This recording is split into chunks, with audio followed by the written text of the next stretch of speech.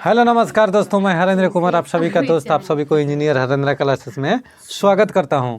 जैसा कि आप जानते हैं कि ये शुभ नाम सभी लोग आज एक अवसर पर हम लोग बैठे हैं। आज मकर संक्रांति, हाँ आज भी बैठे हैं। आज मकर संक्रांति है, सब लोग अपना चूड़ा दही खा कर तैयार है। आप भी उम्मीद करते हैं कि तैयार होंगे। अब ये आज का वीडियो हो सकता है कि कल अपलोड हो, इसलिए चूड़ा दही आज ही हम लोग मना लिए। कल भी है दोस्त, नहीं यानी मकर संक्रांति का आप सभी का हार्दिक शुभकामनाएं आप सभी को, ठीक है। चलिए दोस्त, हम लोग पर डे के भांति आज भी क्विज को स्टार्ट करते हैं बिना कोई डिले, बिना कोई हिचकिचाहट के, ठीक है। पहला मेरा सवाल रहा कि द्वितीय बौद्ध संगति का आयोजन कहाँ हुआ था, बताइए। द्वितीय बौद्ध संगति का आयोजन कहाँ हुआ था? वैशाली में। कहाँ पर है? वैशाली में। और प्रथम बौद्ध संगति का आयोजन राजगीर में। और तृतीय बौद्ध संगति का आयोजन चौथा बौद्ध संगति कुंडलवन कश्मीर। और पांचवा कनौज उत्तर प्रदेश। कोई दिक्कत है? पहला बौद्ध संगति का उपाध्यक्ष कौन थे? अध्यक्ष कौन थे? सॉरी, अध्यक्ष कौन थे? महाकश्यप। अगर उपाध्यक्ष पूछ देते तो कौन थे? अश्वघोष थे, ठीक है। अच्छा तो हाँ जी। दूसरा के ये कौन थे? दूसरा जो बौद्ध संगति हुआ था उसका सबकमीर। तीसरा के मोगलीपुत्र तीस। और चतुर्थ बौद्ध संगति के अध्यक्ष परशुमित्र। और पांचवा के वेनसांग, ठीक है। चलिए बहुत बढ़िया, ऐसे ही मेहनत कीजिए। तृतीय बौद्ध संगति किस स्थान पर बुलाई गई थी? तो पाटलिपुत्र। प्रथम बौद्ध संगति का आयोजन कहाँ हुआ था बाबू? राजगिरी में हुआ था, अजात शत्रु के शासनकाल में। किसके शासनकाल में? यानी प्रथम बौद्ध संगति का आयोजन अजात शत्रु के शासनकाल में हुआ था। अजात शत्रु, कलशोक, अशोक, कनिष्क और हर्षवर्धन, पांचों बौद्ध संगति, ठीक है। निम्नलिखित में से किस नगर में प्रथम बौद्ध संगति आयोजित की गई थी? तो राजगीर में। सुनिए, करमापा लामा तिब्बत के बुद्ध संप्रदाय के किस वर्ग का है? करमापा लामा जो है तिब्बत के बुद्ध संप्रदाय के किस वर्ग का है बाबू? तो कंगीउपा वर्ग के। किस वर्ग का? कंगीउपा वर्ग के। यानी करमापा लामा तिब्बत के बुद्ध संप्रदाय के किस वर्ग के है? तो कंगीउपा वर्ग के है।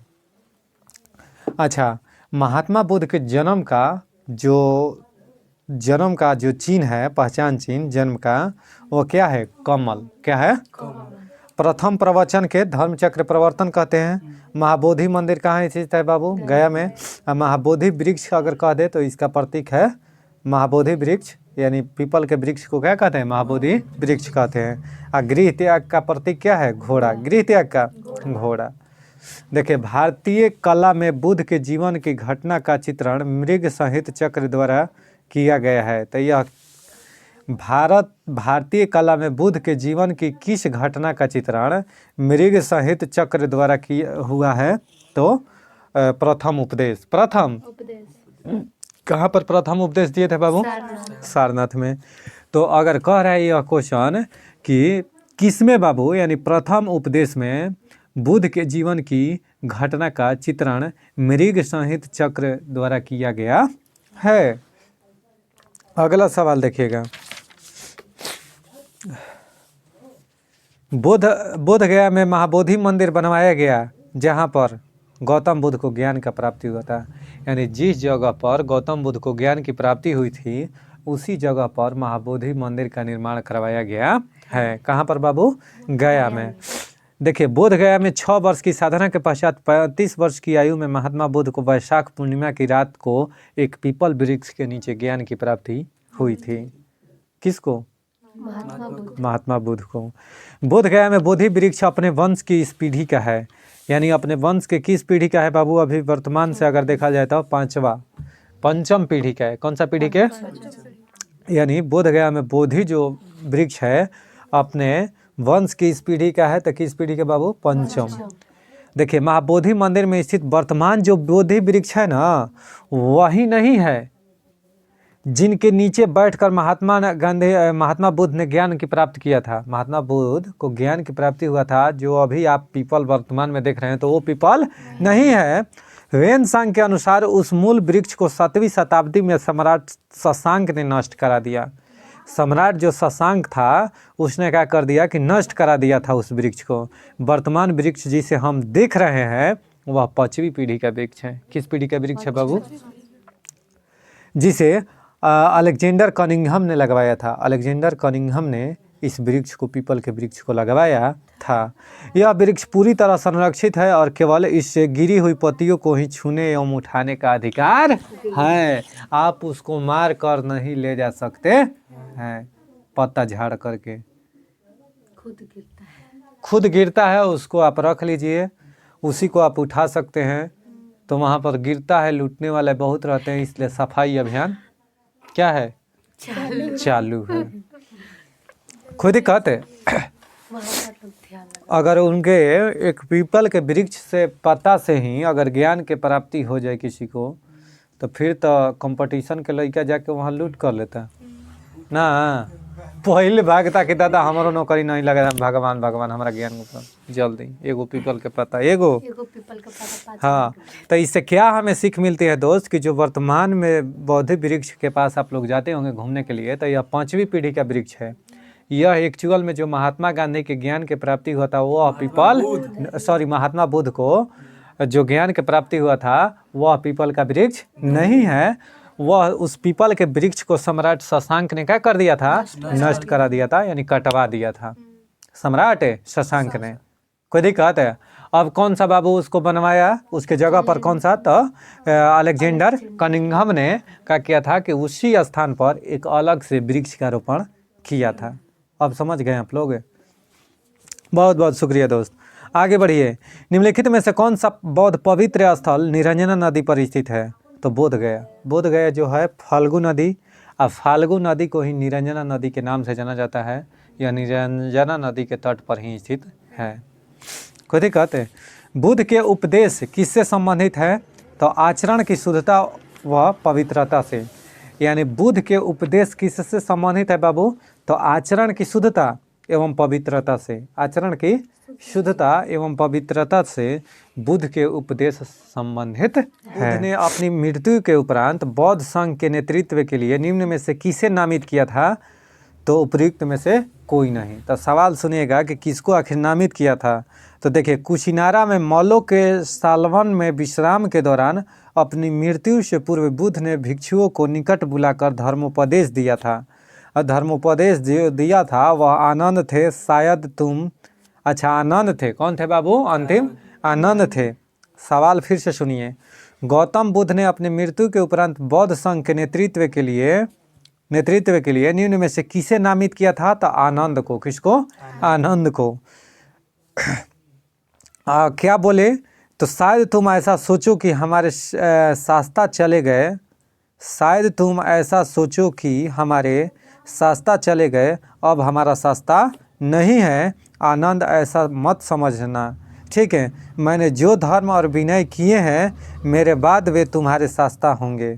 इस प्रकार स्पष्ट है कि बुद्ध ने अपनी मृत्यु के उपरांत बौद्ध संघ के नेतृत्व के लिए किसी को नामित नहीं किया था, बल्कि अपने उपदेशों को ही मार्गदर्शक बताया था। यानी महात्मा बुद्ध किसी को नामित नहीं किया था, बल्कि उसने अपने उपदेश को ही मार्गदर्शक बनाया था। समझ में आ गया ना? अष्टांग मार्ग की संकल्पना अंग है। कौन सा बाबू? तो धर्म चक्र प्रवर्तन सूत्र की विषय वस्तु। धर्म चक्र प्रवर्तन की विषय वस्तु यानी अष्टांग जो मार्ग है, अष्टांग मार्ग का संबंध पहले तो पूछता है कि किस धर्म से है? तो बौद्ध धर्म से। अष्टांग मार्ग की संकल्पना किस धर्म से है बाबू? बौद्ध धर्म। अब कह रहे हैं कि अष्टांग मार्ग की संकल्पना अंग है किसका? तो धर्म चक्र प्रवर्तन सूत्र की विषय वस्तु का। सुनिए, अष्टांगिक में बाबू 8 सोपान है। अष्टांगिक में कितना है? 8 सोपान है, ठीक है। महात्मा बुद्ध कर्म सिद्धांत में विश्वास करते थे। महात्मा बुद्ध किस सिद्धांत में बाबू? कर्म सिद्धांत में विश्वास करते थे। वे आत्मा में विश्वास न करते हुए भी पुनर्जन्म में विश्वास करते थे। देखिए, आत्मा में विश्वास जैन धर्म करता था, पुनर्जन्म में विश्वास करते थे और कर्म में विश्वास करते थे। जबकि आत्मा में विश्वास कौन करते थे? जैन धर्म। तो पूछता है कि दोनों में समानता क्या है, तो दोनों में समानता है कि दोनों पुनर्जन्म को मानता है। पुनर्जन्म का दोनों क्या है बाबू, समर्थक है। लेकिन वे आत्मा को नहीं मानता है। कौन? बौद्ध धर्म। बुद्ध के अनुसार चेतना कर्म फल का पुनर्जन्म होता है। वे निर्माण प्राप्ति में भी विश्वास करते थे, किंतु ईश्वर की सत्ता में वे विश्वास नहीं करते थे। ईश्वर में विश्वास नहीं करते थे। कौन? बुद्ध। महात्मा बुद्ध जो थे वह कर्म में विश्वास करते थे, ईश्वर में विश्वास नहीं करते थे। समझ में आ गया? आइए, बौद्ध संघ में भिक्षुणी के रूप में स्त्रियों के प्रवेश की अनुमति बुद्ध द्वारा दी गई थी। कहाँ पर बाबू? तो वैशाली में। कौन सा? वैशाली में। देखिए, प्रिय आनंद के कहने पर, जो प्रिय आनंद उनके शिष्य थे, उनके कहने पर बुद्ध ने वैशाली में स्त्रियों को बौद्ध संघ भिक्षुणी के रूप में प्रवेश करने की अनुमति प्रदान की थी। बौद्ध संघ में सर्वप्रथम शामिल होने वाली स्त्री महाप्रजापति गौतमी थी। महाप्रजापति। तो यह पेपर में कई बार पूछता है कि बताइए वह कौन सी पहली महिला थी? वह कौन सी पहली महिला थी जो बौद्ध धर्म में प्रवेश की थी? तो कौन सी? तो महाप्रजापति गौतमी। खुद ही कहते हैं बौद्ध संघ में सर्वप्रथम शामिल होने वाली स्त्री है। और कहाँ पर बाबू शामिल हुई थी? तो वैशाली में। खुद ही कहते हैं। अब देखिए, त्रिपिटक क्या है बाबू? तो बुद्ध के उपदेशों का संग्रह। त्रिपिटक क्या है? बुद्ध के उपदेशों का संग्रह। तो त्रिपिटक बौद्ध ग्रंथ में सर्वाधिक महत्वपूर्ण है। त्रिपिटक क्या है? बौद्ध संघ में सर्वाधिक महत्वपूर्ण है। बुद्ध की मृत्यु के बाद उनकी शिक्षाओं को संकलित कर 3 भागों में बांटा गया है। इन्हीं को त्रिपिटक कहा जाता है। यानी बुद्ध के शिक्षाओं को संकलित कर 3 भागों में बांटा गया है, उसी को क्या कहते हैं? त्रिपिटक। अब त्रिपिटक में कौन कौन से 3 भाग है बाबू? तो एक देखिए, विनय पिटक, सुत्त पिटक और अभिधम पिटक। ठीक है। तो सबसे अगर बड़ा पिटक कह दे तो सुत्त पिटक, उसके बाद में विनय पिटक। यानी सबसे अगर छोटा कहे तो विनय पिटक। अच्छा, विनय पिटक में संघ संबंधी नियम तथा आचार विचार भिक्षुओं को बताया गया है। इसमें इसी का जिक्र है, नियम और आचार विचार को बताया गया है। किसमें? विनय पिटक में। अच्छा, सुत्त पिटक सबसे बड़ा पिटक है। पिटकों में सबसे बड़ा कौन है? सुत्त पिटक। इसमें महात्मा बुद्ध के धार्मिक सिद्धांत का जिक्र है। धार्मिक सिद्धांत का जिक्र है। ठीक है। दार्शनिक सिद्धांत, धार्मिक सिद्धांत कहने का मतलब है कि उपदेशों का संग्रह कौन है? सुत्त पिटक। अभिधम पिटक में दार्शनिक सिद्धांत है। दार्शनिक सिद्धांत है। तो महात्मा बुद्ध के अगर कह देगा हमारे बाबू कि धार्मिक सिद्धांत कौन से पिटक में? तो सुत्त पिटक में। सबसे अगर कहेगा कि दार्शनिक सिद्धांत किस में? तो दार्शनिक अभिधम पिटक में। सबसे बड़ा पिटक सुत्त पिटक, उसके बाद में अभिधम पिटक और सबसे छोटा, और तीनों के मिलाकर क्या कहते हैं? त्रिपिटक। क्या कहते हैं? बहुत सुंदर, बहुत सुंदर। हाँ, त्रिपिटक ग्रंथ किस धर्म से संबंधित है? तो बौद्ध धर्म से। त्रिपिटक किसकी धार्मिक पुस्तक है? बौद्ध की। देखिए, निम्नलिखित में से किस बौद्ध ग्रंथ में संघ जीवन के नियम प्राप्त होते हैं? तो विनय पिटक में। विनय पिटक में संघ जीवन के नियम प्राप्त होते हैं। चलिए दोस्त, यमक बुद्ध पिटक से संबंधित है। यमक जो है बाबू बुद्ध पिटक से संबंधित है। किस पिटक से संबंधित है? तो अभिधम पिटक से। यमक किससे संबंधित है बाबू? तो अभिधम पिटक से। निम्नलिखित में से किस बौद्ध साहित्य में महात्मा बुद्ध के नैतिक एवं सिद्धांत संबंधित प्रवचन संकलित है? तो सुत्त पिटक में। किसमें? सुत्त पिटक में।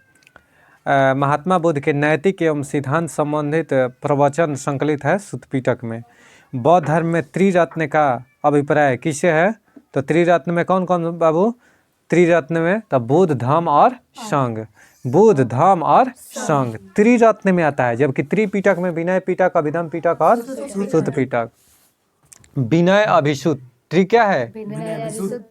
विनय अभिसुत। याद हो गया? तो त्रिपिटक है।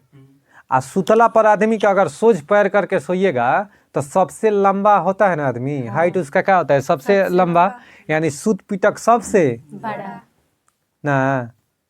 अब विनय माने आदमी झुकता है, तो झुक गया जो सबसे छोटा, सबसे छोटा। तो सबसे छोटा विनय पिटक, सबसे लंबा सुत्त पिटक। तो बीच वाला कौन? ना। अब भर जिंदगी भुलाइएगा। कोई दिक्कत है? त्रिरत्न में कौन कौन सा? तो बुद्ध, धम्म और संघ। देखिए बुद्ध, धम्म एवं संघ में धर्म के त्रिरत्न हैं। बुद्ध के मृत्यु के बाद उनकी शिक्षाओं को संकलित कर 3 भागों में बांटा गया। इन्हीं को त्रिपिटक कहा जाता है। इन्हीं को त्रिरत्न कहा जाता है, तो त्रिपिटक कहा जाता है। ठीक है। त्रिपिटक में कौन कौन बाबू? तो विनय पिटक, सुत्त पिटक और अभिधम्म पिटक। प्राचीन भारत के बौद्ध मठों में पौरन नामक समारोह आयोजित किया गया था। पौरन नामक समारोह, तो सुनिएगा आंसर इसका। वर्षा ऋतु के दौरान मठों में प्रवास के समय भिक्षुओं द्वारा किए गए अपराधों की स्वीकारोक्ति का अवसर होता था। यानी वर्षा ऋतु के दौरान मठों में प्रवास के समय भिक्षुओं द्वारा किए गए अपराधों की स्वीकारोक्ति का अवसर होता था। बुद्ध की 80 फुट बड़ी प्रतिमा जो बोध गया में है निर्मित की गई थी, तो जापानियों के द्वारा। किसके द्वारा बाबू? यानी बुद्ध के 80 फुट के मूर्ति ठीक मूर्ति कहाँ पर बाबू? बोध गया में। किसके द्वारा इस्टेब्लिश किया गया था? जापानियों द्वारा। विश्व का सबसे ऊंचा कहा जाने वाला विश्व शांति स्तूप कहाँ स्थित है? राजगीर में। कहाँ पर बबुआ? राजगीर में। अंकुर अशोकाराम विहार निम्नलिखित में से किस स्थान पर स्थित है? तो पाटलिपुत्र में। अशोकाराम विहार कहाँ स्थित है? पाटलिपुत्र में। बहुत सुंदर आंसर। सर्वप्रथम स्तूप शब्द कहाँ मिलता है बाबू? तो ऋग्वेद में। स्तूप शब्द का जिक्र सर्वप्रथम कहाँ मिलता है? ऋग्वेद में। सबसे ऊंची स्तूप कौन सा है? विश्व का सबसे ऊंचा शांति स्तूप तो राजगीर में है। वह स्तूप स्थल जिसका संबंध भगवान बुद्ध के जीवन के किसी घटना से नहीं रहा है, वह कौन सा है? तो सांची का स्तूप। इससे भगवान बुद्ध के जीवन से कोई संबंध। स्तूप सारनाथ, बोध गया, कुशीनारा, ये सब किससे संबंधित है? बौद्ध धर्म से, यानी भगवान बुद्ध से, गौतम बुद्ध से। ठीक है। सुनिए, भरहुत एवं सांची स्तूप की स्थापना मौर्य शासक अशोक ने किया था। यानी भरहुत एवं सांची स्तूप की स्थापना मौर्य शासक अशोक के शासनकाल में हुई थी। धमेख स्तूप की संरचना का निर्माण मूलतः अशोक के शासनकाल में हुआ था, जिसे गुप्त काल में प्रतिस्थापित कर वर्तमान स्तूप बना दिया गया। अमरावती स्तूप का निर्माण सातवाहन के समय में हुआ था। अमरावती स्तूप का निर्माण बाबू सातवाहन के समय में। अब भारत में सर्वप्रथम शीशे का सिक्का किसने चलवाया था? सातवाहन ने। सातवाहन वंश ने शीशे का सिक्का जारी किया था। ठीक है। भरहुत, सांची स्तूप एवं धमेख स्तूप के निर्माण क्रम निर्धारित करना संभव नहीं है। सुनिएगा, अनात्मवाद सिद्धांत संबंधित है किससे बाबू? तो बौद्ध धर्म से। याद रखिएगा, अनात्मवाद सिद्धांत किससे संबंधित है? किस धर्म से? बौद्ध धर्म से। बहुत सुंदर क्वेश्चन। अनात्मवाद का सिद्धांत किससे संबंधित है? बौद्ध धर्म से। सर्वप्रथम स्तूप शब्द का जिक्र किस वेद में? ऋग्वेद में। ये सब सुनिए। नौ बौद्धवाद के प्रतिपादक कौन है? तो अम्बेडकर, डॉक्टर भीमराव अम्बेडकर नौ बौद्धवाद के प्रतिपादक हैं। ठीक है। निम्नलिखित में से किसे एशिया का ज्योतिपुंज के नाम से जाना जाता है? तो भगवान बुद्ध को। निम्नलिखित में से किसे एशिया के ज्योतिपुंज के तौर पर जाना जाता है? तो गौतम बुद्ध को। संसार में अस्थिर और क्षणिक है नियम निम्न में से किससे संबंधित है? तो बौद्ध से। यानी संसार अस्थिर यानी स्थिर नहीं है और क्षणिक है, निम्न में से किससे संबंधित है? तो बौद्ध धर्म से। ठीक है। क्षणिकवाद का प्रतिपादन किसने किया था बाबू? तो बुद्ध ने। यानी क्षणिकवाद का प्रतिपादन किसने किया था? बुद्ध ने किया था। याद रखिए। भारत के सांस्कृतिक इतिहास के संदर्भ में पारमिता शब्द का सही विवरण निम्नलिखित में से कौन सा है बाबू? तो पारमिता शब्द का सही विवरण सुनिएगा। परिपूर्णताएं जिनकी प्राप्ति से बोधिसत्व पथ प्रशस्त हो, उससे पारमिता शब्द संबंधित है। चलिए, 20वीं सदी के अंतिम 2 दशकों यानी 1981 से 2001 में उच्चतम जनसंख्या वृद्धि अंकित की गई थी नागालैंड में। कहाँ पर बाबू? नागालैंड में। यानी 2 दशकों यानी 20वीं सदी के अंतिम 2 दशकों यानी 1981 से 2001 तक 2 दशक हो गया ना, दशक कहते हैं 10-10 साल के, तो 2 दशक हो गया। तो में उच्चतम जनसंख्या वृद्धि अंकित की गई थी तो नागालैंड में। कहाँ पर बाबू? नागालैंड में। अभी जो वर्तमान की स्थिति क्या है कि नागालैंड के जनसंख्या वृद्धि दर ऋणात्मक है। क्या है? यानी एकमात्र ऐसा भारत का राज्य जिसकी जनसंख्या दर निगेटिव में जा रही है, यानी ऋणात्मक है, घट रही है, वह कौन सा राज्य है बाबू? नागालैंड। नागालैंड की स्थापना कब हुआ था? 1 दिसंबर 1963 को। 1 दिसंबर 1963 को, ठीक है। और नागा जो है ना, नागालैंड म्यांमार के साथ क्या करता है? सीमा साझा करता है। नागालैंड की राजकीय भाषा क्या है बाबू? अंग्रेजी। नागालैंड की राजकीय भाषा अंग्रेजी है। आंध्र प्रदेश, बिहार, तमिलनाडु तथा पश्चिम बंगाल में से 2011 में न्यूनतम दशकीय जनसंख्या वृद्धि हुई थी आंध्र प्रदेश में।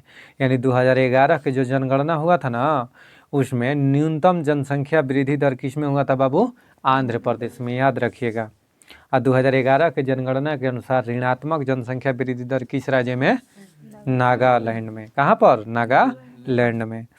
मध्य प्रदेश, राजस्थान, बिहार तथा उत्तर प्रदेश में से वर्ष 2001 से 2011 के दौरान जनसंख्या की दशकीय वृद्धि दर सर्वाधिक रही है तो बिहार में। कहाँ पर?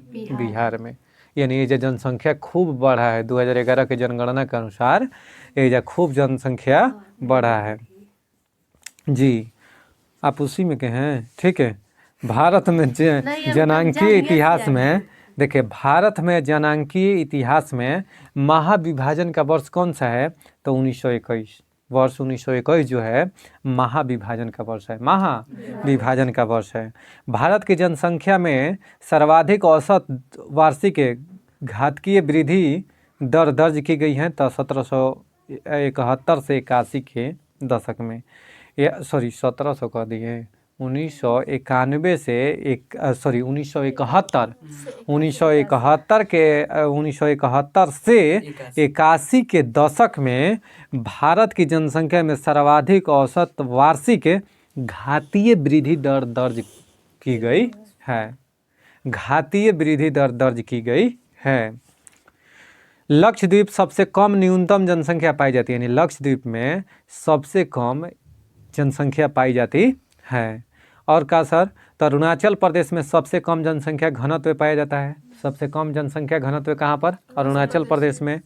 अच्छा, दादर एवं नगर हवेली में जनसंख्या की सर्वाधिक दशकीय वृद्धि पाई गई है। दादर नगर हवेली में सबसे ज़्यादा सर्वाधिक जनसंख्या दशकीय वृद्धि दर, ठीक है। और दमन दीव जो केंद्र शासित प्रदेश है, वहाँ पर सबसे कम क्या है? दमन जो दीव है वह सबसे लिटरेसी में क्या है कि जनसंख्या में सबसे कम है। कौन है? दमन दीव। दादर नगर हवेली क्या है? ज़्यादा है। कि दमन दीव का ज़्यादा है? दमन दीव का ज़्यादा है। देखिए, दादर एवं नगर हवेली में जनसंख्या की सर्वाधिक दशकीय वृद्धि दर दर्ज की गई है। अगर पूछेगा कि जनसंख्या सबसे ज़्यादा कहाँ है तो दमन दीव में। कहाँ पर? दमन दीव में। भारत में अधिकतम एवं न्यूनतम जनसंख्या के घनत्व वाले राज्य कौन है? तो बताइए, भारत में सबसे अधिक जनसंख्या घनत्व वाला राज्य कौन सा है? बिहार। और सबसे कम जनसंख्या घनत्व वाला राज्य कहेगा तो अरुणाचल प्रदेश। 2011 के जनगणना के अनुसार राज्य में जनसंख्या घनत्व सबसे कम है। किस राज्य में बाबू? अरुणाचल प्रदेश में। किस राज्य में? अरुणाचल प्रदेश में। भारत के प्रमुख राज्यों के जनसंख्या घनत्व 2011 का सही अवरोही क्रम है। अवरोही माने क्या होता है? घटते क्रम। तो सबसे अधिक पहले पर है बिहार सबसे अधिक, उसके बाद में पश्चिम बंगाल, घनत्व की बात कर रहा हूँ, उसके बाद में है केरल, तब है चौथे पर उत्तर प्रदेश, ठीक है। 2011 के जनगणना के अनुसार उत्तर प्रदेश, बिहार, पश्चिम बंगाल तथा केरल में से जनसंख्या का घनत्व सबसे कम है तो उत्तर प्रदेश में क्या है? जनसंख्या का घनत्व कम है। इससे पहले कौन सा है? तो इससे पहले कौन है? तो बिहार, उसके बाद में है कौन? पश्चिम बंगाल, उसके बाद में केरल और चौथे पर है उत्तर प्रदेश। समझ में आ गया ना बाबू? अगर सबसे कम कह देवे कि भारत में जनसंख्या किस राज्य में जनसंख्या घनत्व सबसे कम है तो अरुणाचल प्रदेश में। और सबसे जनसंख्या कम वाला राज्य कौन है? मिजोरम। कौन है? मिजोरम नहीं। और सबसे अधिक जनसंख्या वाला राज्य उत्तर प्रदेश। कौन है? उत्तर प्रदेश।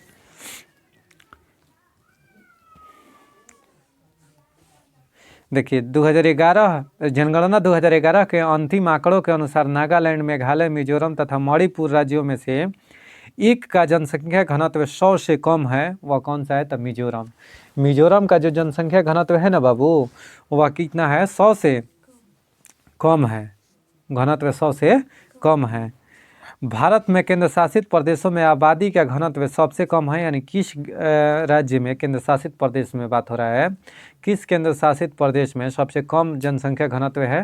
तो अंडमान और निकोबार में। अंडमान और निकोबार में। चलिए दोस्त, भारत की 2011 की जनगणना के अनुसार उत्तर प्रदेश के जिस शहर में जनसंख्या घनत्व सर्वाधिक है वह है, चलिए तो इसका आंसर क्या है बाबू? गाजियाबाद। क्या है? गाजियाबाद। यानी क्वेश्चन क्या था फिर से सुनिएगा। भारत की 2011 की जनगणना के अनुसार उत्तर प्रदेश के जिस शहर में जनसंख्या घनत्व सर्वाधिक है वह कौन सा शहर है बाबू? गाजियाबाद का 2011 की जनगणना के अनुसार सबसे अधिक जनसंख्या घनत्व है। जनगणना 2011 के अनुसार भारत के विकलांग लोगों का प्रतिशत कितना है? तो 2.21%। यानी भारत के जितना जनसंख्या है उसका 2.21% क्या है बाबू? विकलांग है। क्या है जी? 2.21%। 2011 के जनगणना के अनुसार भारत में साक्षरता का प्रतिशत क्या है? यानी पूरे भारत की साक्षरता दर क्या है? तो 73%। क्या है? 73%, 73%। अगर पूछे कि केरल के जनसंख्या थी साक्षरता दर क्या है? तो 94%। कितना है? एग्जैक्ट 94% है। साक्षर भारत कार्यक्रम का विशेष जोर है तो महिला को साक्षर बनाना। महिला साक्षर बनाना। साक्षर भारत कार्यक्रम का विशेष जोर क्या है? तो महिला को साक्षर बनाना। पूर्ण साक्षर प्रदेश का दावा किया है तो केरल ने। केरल ने पूर्ण साक्षर प्रदेश का दावा किया है। किसने? केरल ने। केरल राज्य के बाहर प्रथम पूर्ण साक्षर जनपद है कौन सा? वर्धमान। कौन सा? यानी केरल राज्य के बाहर अगर पूछा जाए कि पूर्ण साक्षर जिला कौन है, साक्षर जिला जनपद, तो वर्धमान। वर्धमान जिला कहाँ है? तो पश्चिम बंगाल में। पश्चिम बंगाल का सबसे बड़ा जिला कौन है? वर्धमान। वर्धमान या स्टेशन है। औरैया, गाजियाबाद, इटावा, इलाहाबाद में से वह जनपद जिसकी साक्षरता दर सर्वाधिक है। औरैया की साक्षरता दर सर्वाधिक है। जनगणना 2011 के अनुसार साक्षर दर में उत्तर प्रदेश का क्रम राज्यों के प्रदेशों में है तो 29वां। यानी राज्य में 29वां क्रम पर साक्षरता दर किसका है? उत्तर प्रदेश का। 2011 के जनगणना के अनुसार पुरुष और स्त्री के साक्षरता के प्रतिशत दरों में न्यूनतम अंतर है तो मेघालय राज्य में। यानी मेघालय जो राज्य है ना बाबू, यह ऐसा राज्य है जहां पर पुरुष और महिला की साक्षरता के बीच का जो अंतर है वह सबसे कम है। यानी कहने का मतलब है कि बहुत अच्छी बात है कि वहाँ पर पुरुष और महिला लगभग दोनों क्या है? वेल एजुकेटेड है। यानी दोनों एक औसत तक सही है, दोनों के बीच में ज़्यादा डिफरेंस नहीं है। अब बिहार में तो 83-80% चल जाएगा तब महिला के 63-62 पर लटक जाएगा। समझ में आ गया ना साक्षरता दर? देखिए जनगणना 2011 के अनुसार पुरुष स्त्री के साक्षरता के प्रतिशत दरों में न्यूनतम अंतर वाले 4 राज्य है मेघालय, मिजोरम, केरल और नागालैंड। 2011 के जनगणना के अनुसार उत्तर प्रदेश के सर्वाधिक साक्षर जिला कौन सा है बाबू? तो गौतम बुद्ध नगर जिला। गौतम बुद्ध नगर जिला। और साक्षरता अगर प्रतिशत सबसे ज़्यादा कहाँ है? तो औरैया में। कहाँ पर? औरैया में। देखिए न्यूनतम साक्षरता दर वाला जिला कौन है? श्रावस्ती। न्यूनतम साक्षरता दर वाला जिला कौन है? श्रावस्ती। ठीक है। और न्यूनतम जनसंख्या घनत्व वाला जिला कौन है? ललितपुर जिला। ललितपुर जिला। 2011 के आंकड़ों के अनुसार भारत के राज्य में न्यूनतम साक्षरता दर किस राज्य का है बाबू? तो बिहार के। किसका है? बिहार के। भोपाल, नरसिंहपुर, जबलपुर तथा इंदौर में से साक्षरता दर सर्वाधिक है कहाँ के? जबलपुर के। भारत में 0 से 6 वर्ष यानी 0 से 6 वर्ष जनसंख्या का लिंगानुपात वर्ष 1961 से निरंतर क्या हो रहा है, घट रहा है, निरंतर। यानी जनगणना 2011 के आंकड़ों के अनुसार भारत में 6 वर्ष के आयु के समूह के बच्चों का यह जो जनसंख्या लिंगानुपात है वह क्या हो रहा है, निरंतर घट रहा है। ठीक है। जनगणना 2011 के अनुसार भारत में 6 वर्ष के आयु समूह के बच्चों का यौन अनुपात है तो 919, क्या है, 919। ठीक। चलिए दोस्तों, यहीं पर हम क्यूज को समाप्त करते हैं। उम्मीद करते हैं कि यह क्यूज आपको अच्छा लगा होगा और ऐसे ही वीडियो को देखते रहिए और लाइक कमेंट ज़रूर करें। कैसा वीडियो लगा, मनोबल बढ़ता है। और वीडियो को शेयर और सब्सक्राइब करना ना भूलें। तब तक के लिए जय हिंद, जय भारत।